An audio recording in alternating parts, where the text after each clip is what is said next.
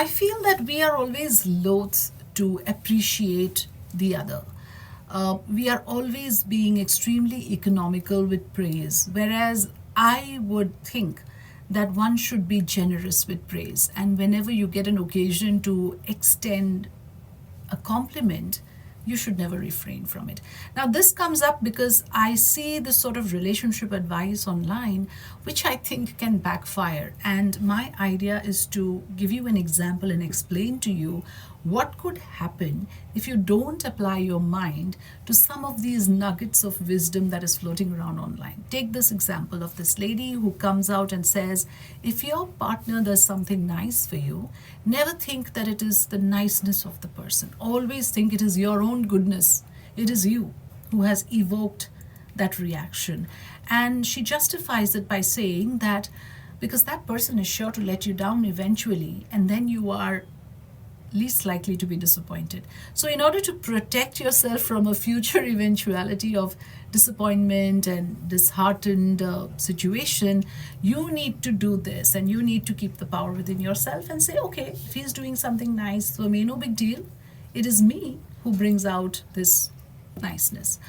And it got me thinking because I was like, what about the reverse? What about the other way around? If there is a misdemeanor, if there is a misconduct, am I supposed to then blame myself and say, okay, it must be me?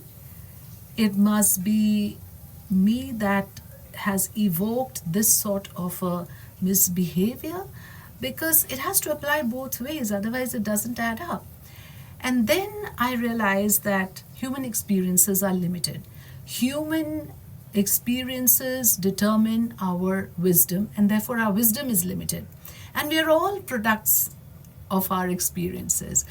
In fact, I would stick my neck out and say if your partner does something nice for you, go all out to embrace it, to appreciate it, to extend your gratitude, and make sure you allow yourself to feel good about it rather than tell yourself, well, it must be me and it has nothing to do with the niceness of the person. I think that's a bit mean.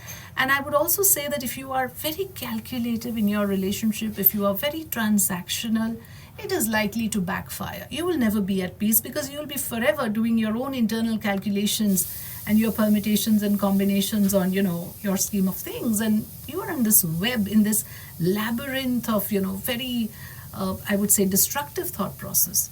It's a self-destructive process to acquire this sort of a strategy against your partner.